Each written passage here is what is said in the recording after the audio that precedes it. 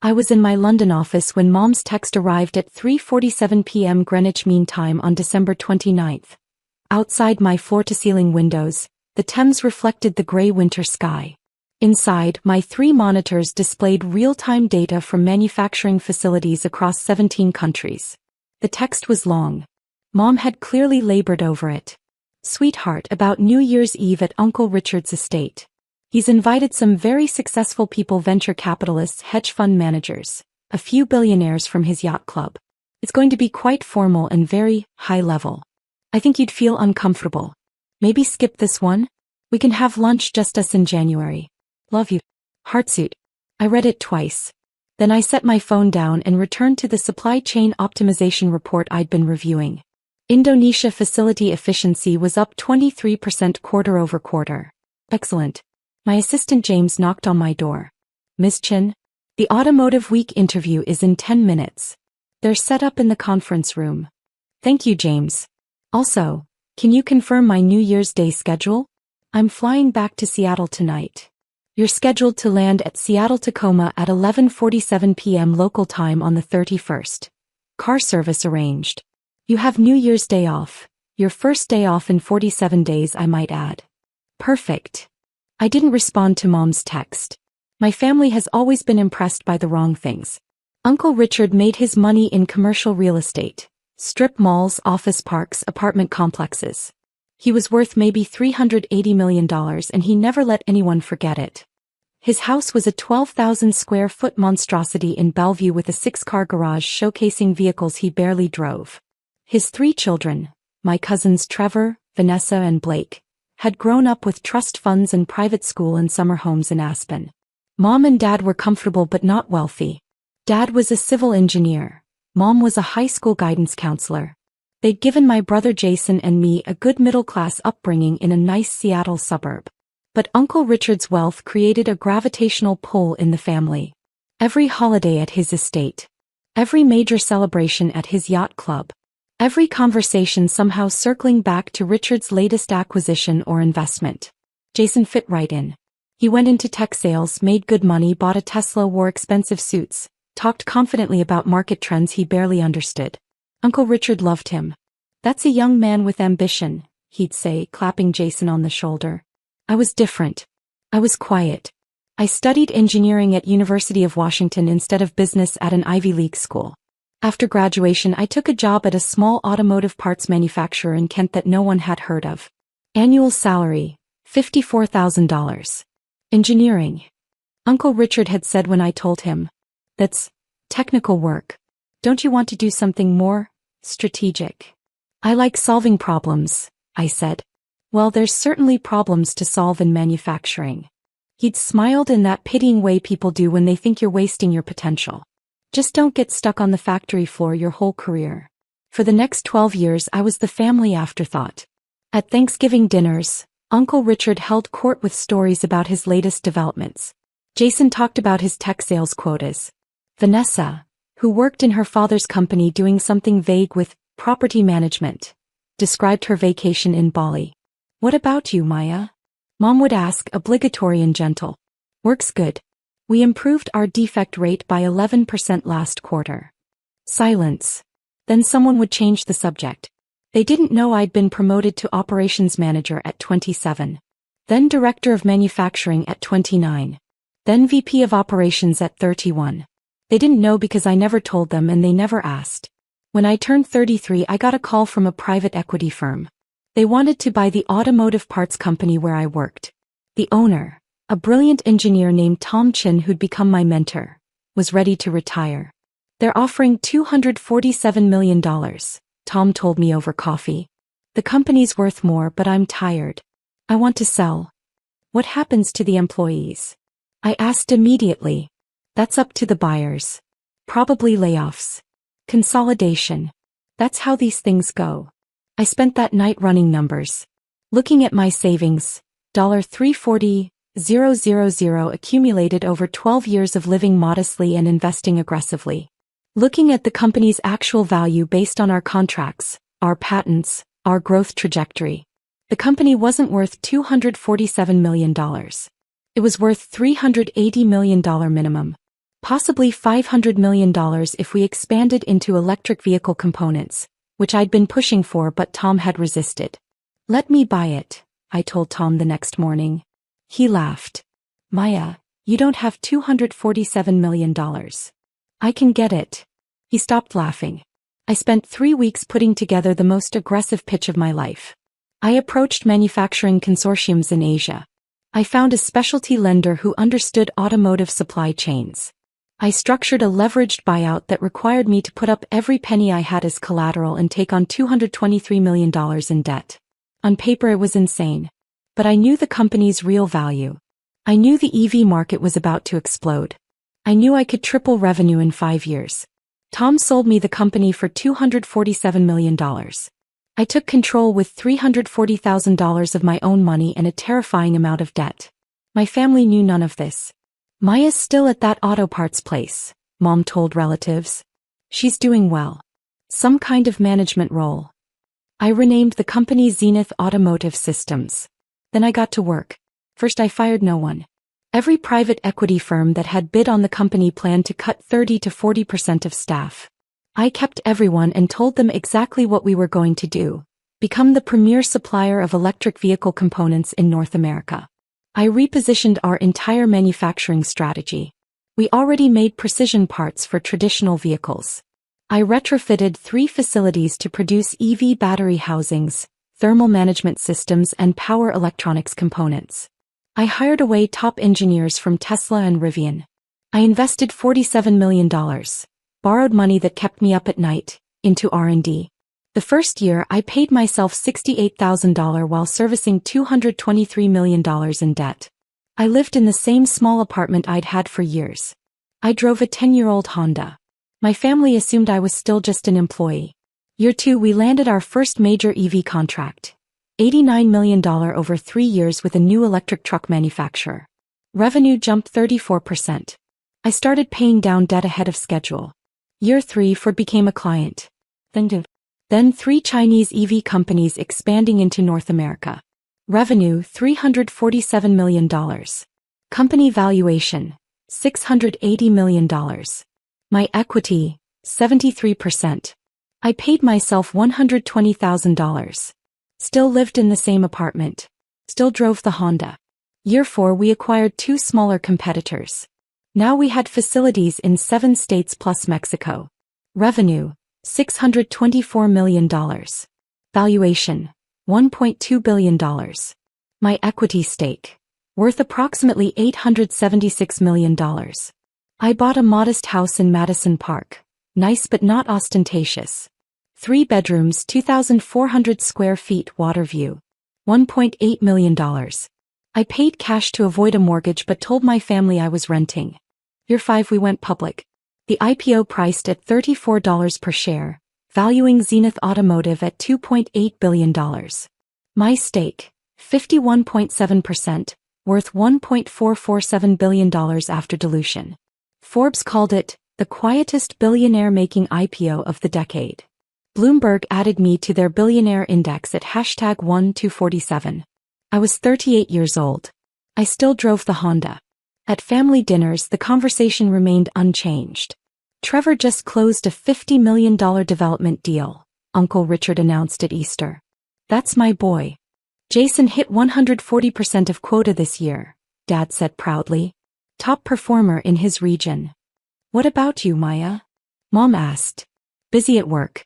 We're expanding production capacity. Still at that parts company? Uncle Richard asked. You know, Trevor's firm is looking for property managers.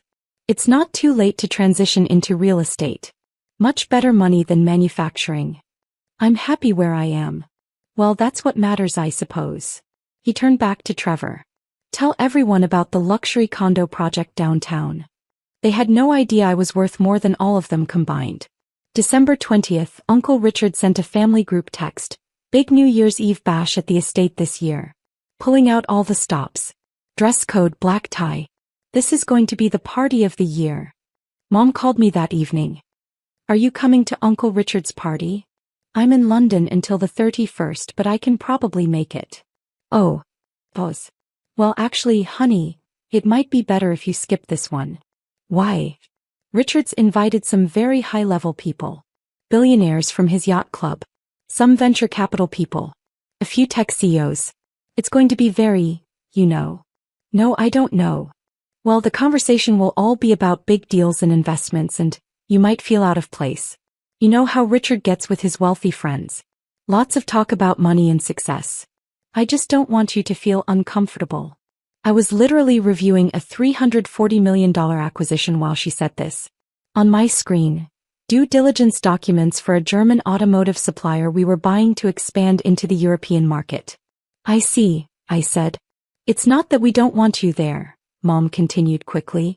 It's just, Jason will be there with his new girlfriend who works in venture capital. Trevor and Vanessa will have their successful friends. Blake just got promoted to partner at his law firm. Everyone will be talking about money and deals and, you know, your work is important, but it's just different from what these people do. Different. You work so hard, honey. You're so good at what you do. But this crowd, they're just on a different level financially.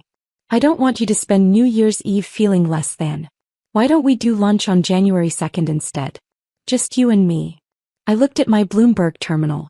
Zenith Automotive stock had closed at $67.34, up 3.2% on news of our German acquisition. My net worth had increased by $43 million that day. Sure, Mom. Let's do lunch. Oh good. I'm so glad you understand, sweetie.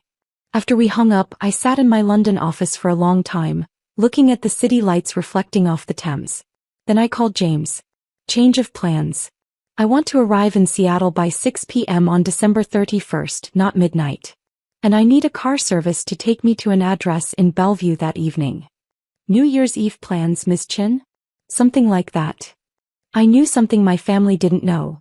Bloomberg's Billionaire Index updates in real time, but they publish a comprehensive year-end rankings update at exactly midnight GMT on January 1st, which was 4 p.m. Pacific Time on December 31st.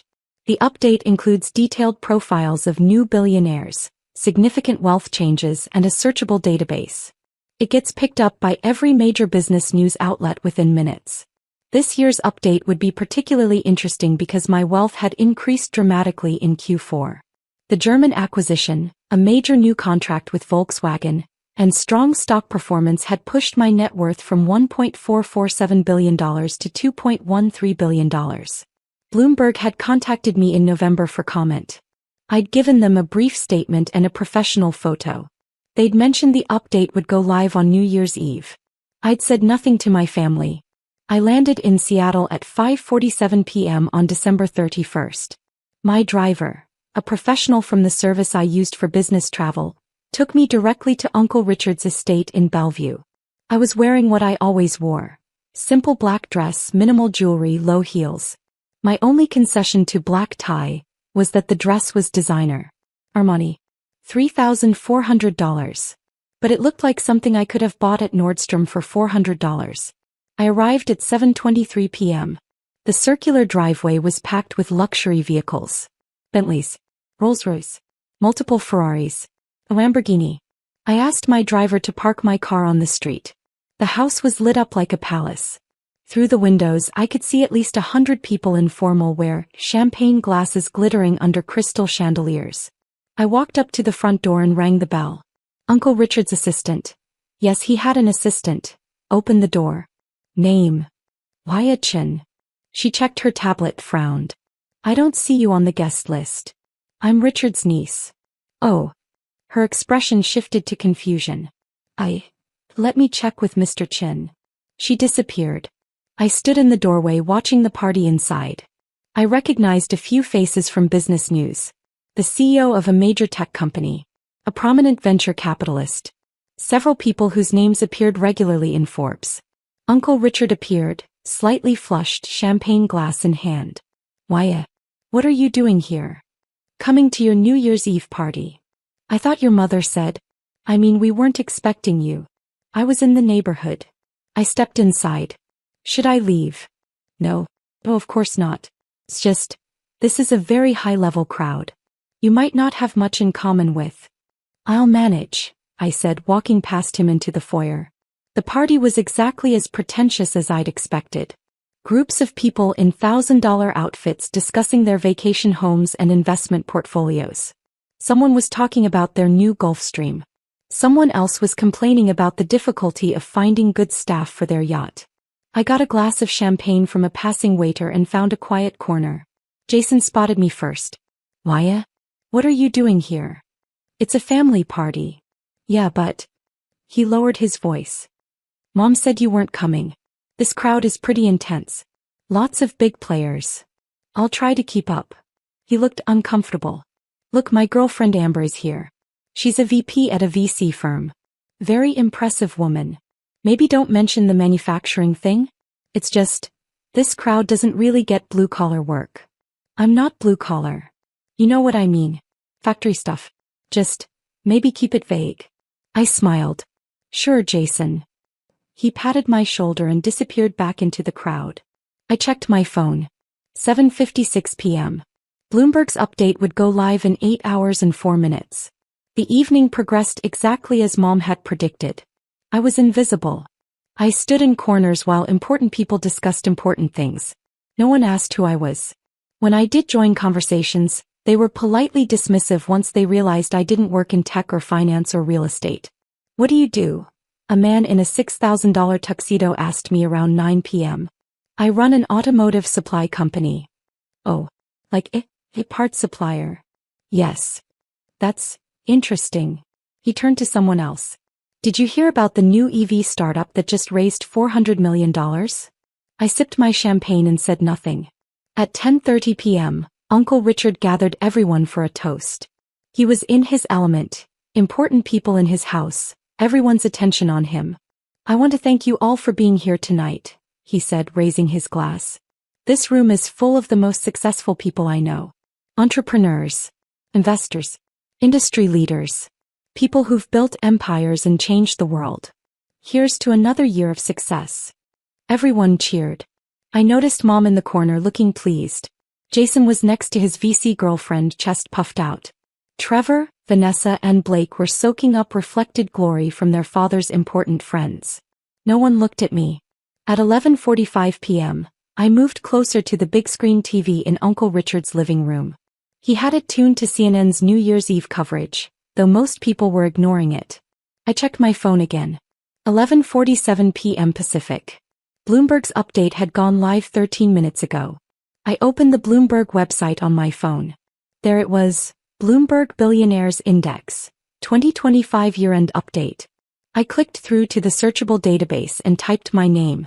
Number 847, Maya Chin net worth, $2.13 billion source. Automotive manufacturing residence, Seattle, Washington, age 38. The profile included details about Zenith Automotive's public offering, our revenue growth, my 51.7% ownership stake, and our recent German acquisition. There was the professional photo I'd provided, me in my office, Seattle skyline behind me. I took a screenshot and waited. 11:52 p.m. People were starting to gather around the TV for the countdown. Uncle Richard was holding court, arm around a hedge fund manager, explaining his latest real estate play. 11:56 p.m. Trevor walked past me to get another champagne bottle. He didn't acknowledge me. 11:58 p.m. I noticed Amber, Jason's girlfriend, looking at her phone with a strange expression. She was a VP at a venture capital firm. She probably had Bloomberg alerts. 11:59 p.m. 10, 9, 8. The crowd started counting down. Amber was staring at her phone, then at me, then back at her phone. She grabbed Jason's arm and whispered something urgent in his ear. 3, 2, 1. Happy New Year.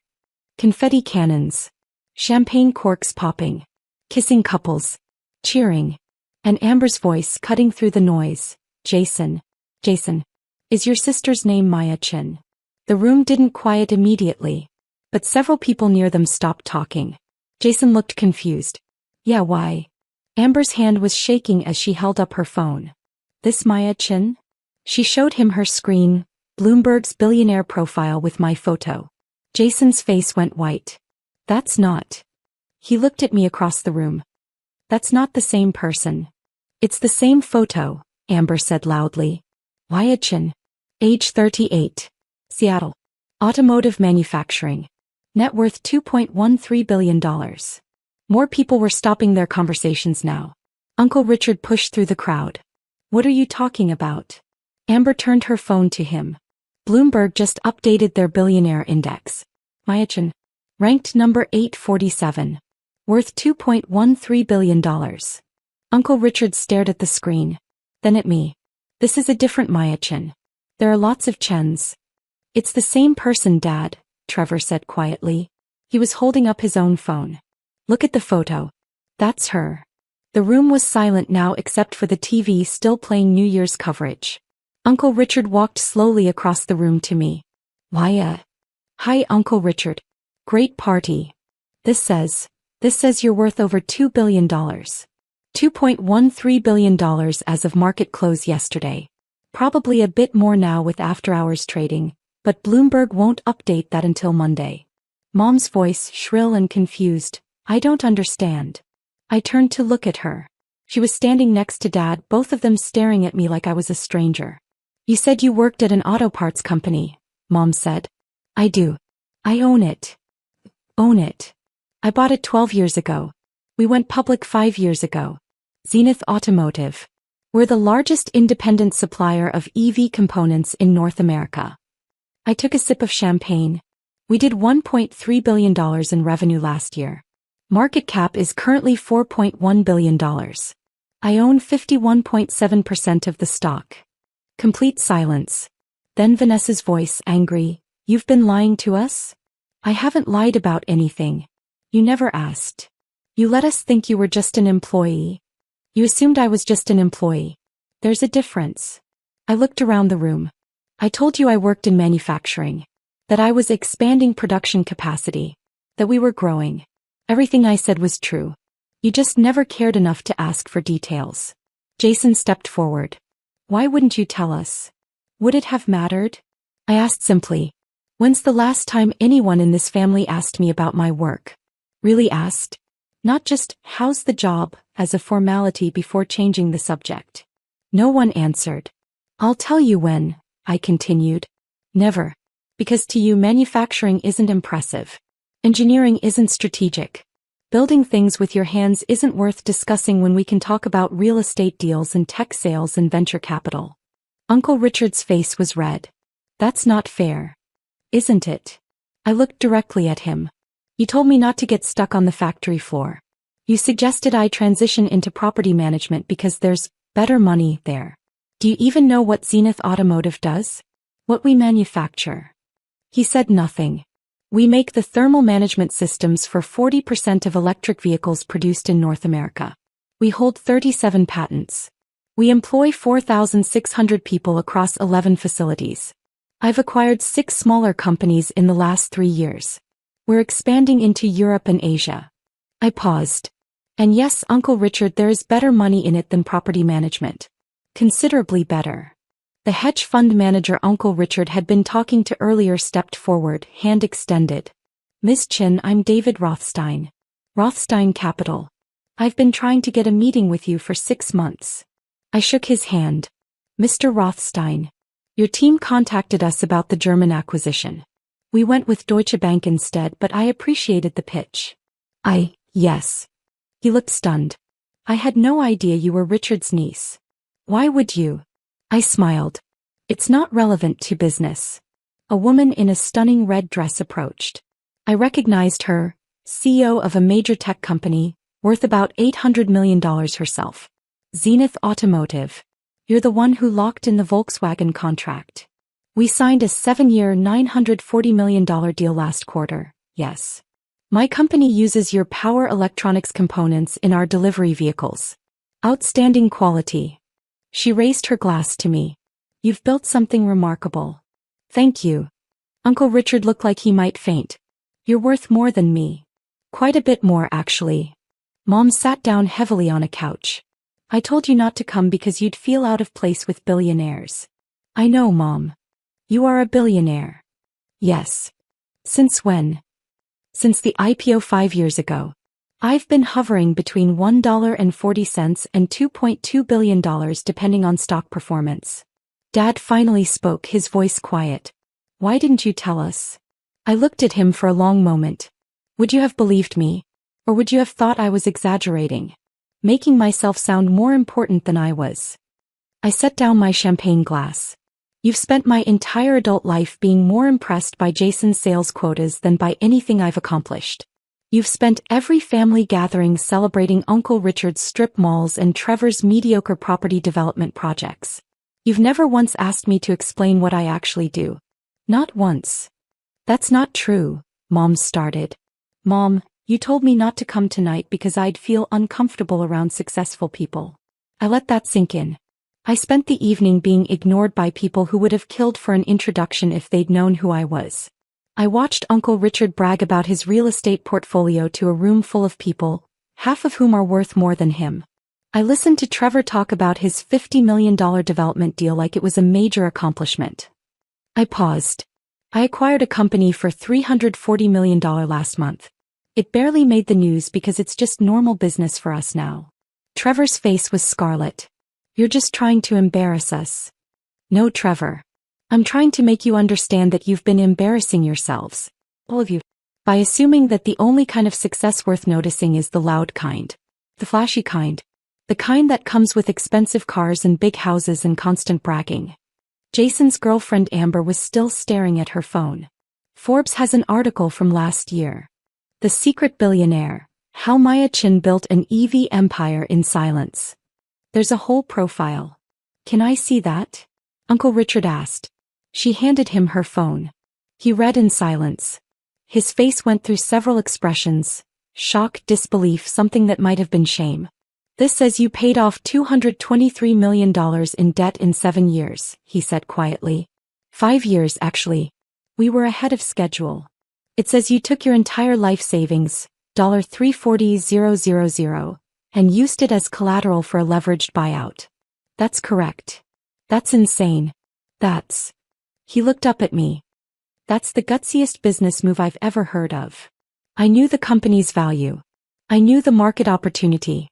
I knew I could execute. And you did all this without telling anyone? Without asking for help.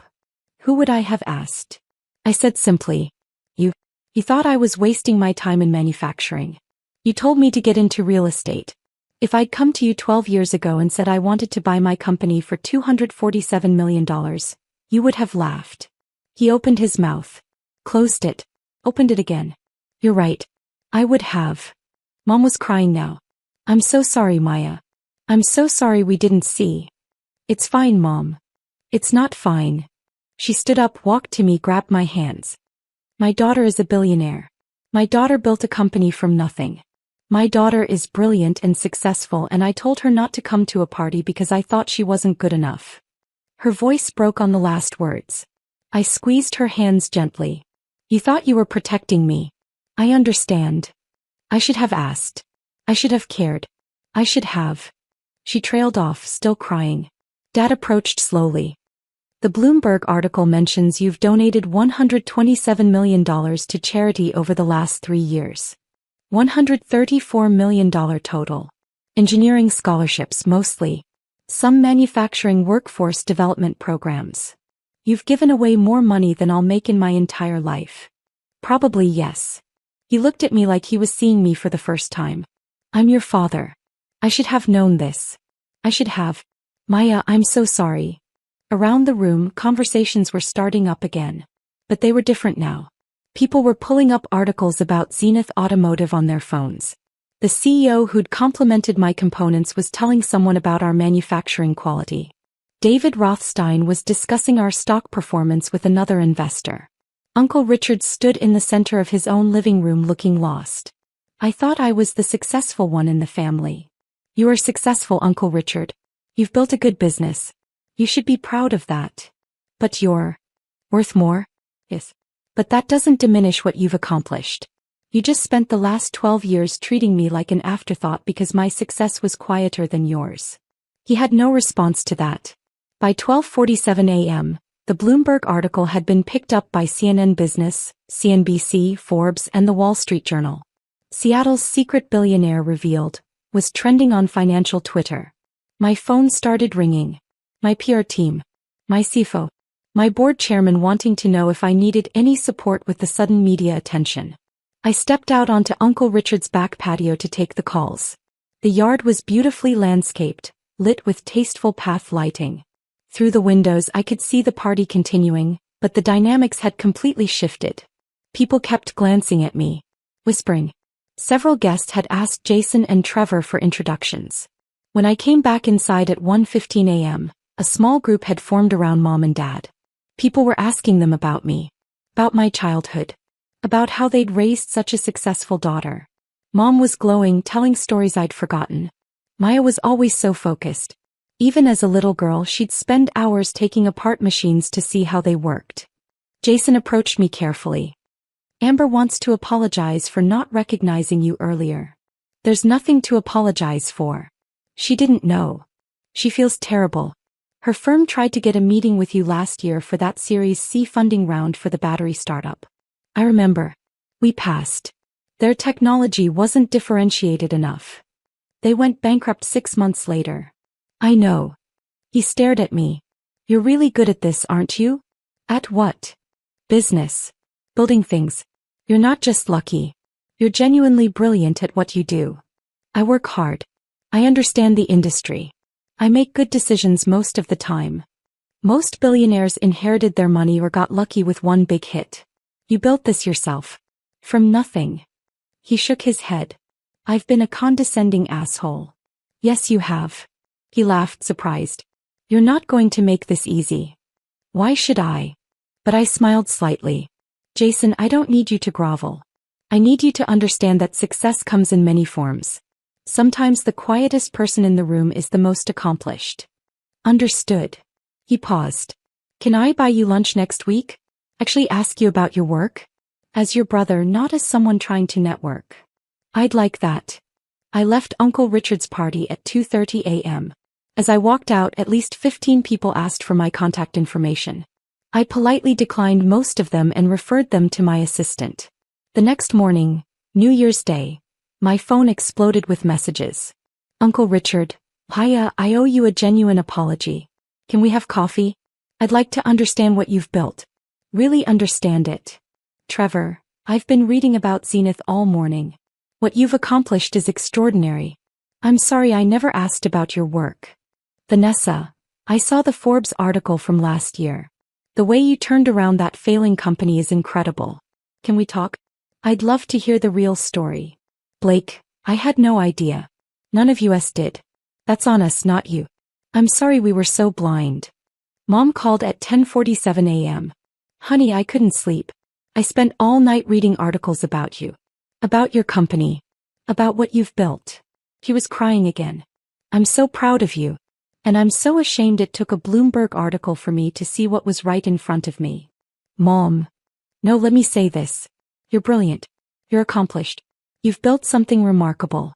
And I spent years treating your work like it was a hobby compared to Jason's sales job. I was a terrible mother. You weren't terrible. You were just focused on the wrong things. That's the same as being terrible. She took a shaky breath. Can you forgive me? There's nothing to forgive. You didn't know because I didn't tell you. I should have asked. That's the point. I should have cared enough to ask. We talked for an hour. Really talked. I explained the leveraged buyout, the years of brutal work, the strategic decisions that had paid off, the risks that had kept me up at night. She listened to every word. You're going to be insufferable now, aren't you? I asked when we were wrapping up. Telling everyone your daughter is a billionaire? Absolutely. She laughed through her tears. I've earned the right to brag after missing it for 12 years. January 2nd, I had lunch with Mom as planned. Just us. We talked about Zenith's expansion plans, my goals for the company, the challenges of being a public company CEO. She asked real questions. She took notes. She wanted to understand. January 15th, Uncle Richard came to visit Zenith's headquarters. I gave him a full tour. The manufacturing floor, the R&D labs, the quality control systems. He asked intelligent questions. He was genuinely impressed, not just because of the money but because of what we'd built. I've been in business 40 years, he said as we stood in front of a wall displaying our patents. I thought I understood success. But this, what you've built, it's on another level. Different level, I corrected. Not better or worse. Just different. No, Maya. It's better. You've built something that matters. That employs thousands of people. That's driving innovation in an industry that's changing the world.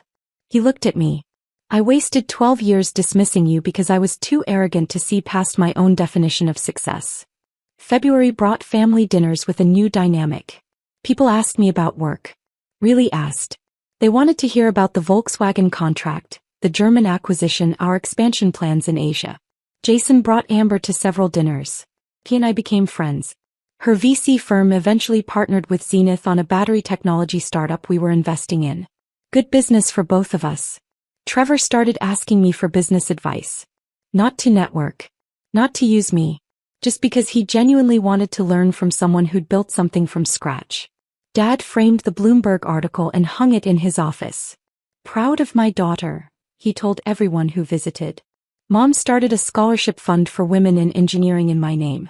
She seeded it with $50,000 of her own money. I matched it with $5 million. The media attention eventually died down, which I appreciated. I went back to running my company, which was what I actually cared about. But the family dynamic never went back to what it was. In June, Uncle Richard invited me to his yacht club for lunch. Some of the people from New Year's Eve will be there, he warned. Is that okay? It's fine. We arrived to find a small gathering on the deck overlooking the water. The hedge fund manager, the tech CEO, a few venture capitalists I'd met that night. Paya. David Rothstein stood up when I arrived. I've been trying to get another meeting with you for months. Your assistant scheduled something for July, I said, shaking his hand. 3 months out. Your team is very protective of your time. I run a $4.1 billion company. My time is limited. He laughed. Fair enough. The tech CEO pulled me aside. I wanted to thank you. The components we get from Zenith have been flawless. Our vehicle production has increased by 19% since we switched suppliers. That's good to hear. Quality is everything. I'm telling everyone who'll listen. You've built something special. Uncle Richard found me at the end of lunch. This is surreal. You're the most important person here. I'm just me, Uncle Richard. I was always just me. You just didn't notice. He smiled sadly. I noticed. I just didn't understand. There's a difference. As I drove home that evening, still in my Honda, which I kept for sentimental reasons despite now owning a Tesla and a Porsche I rarely drove, I thought about Mom's text from December 29th.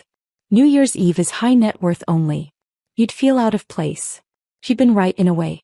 I had felt out of place.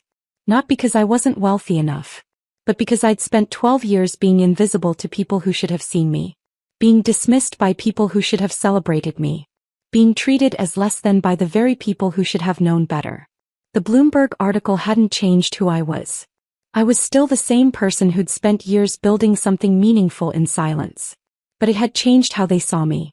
And that, I realized as I pulled into my driveway overlooking the water, was the real triumph. Not the billions. Not the recognition. But forcing the people who'd dismissed me to finally see what had been there all along.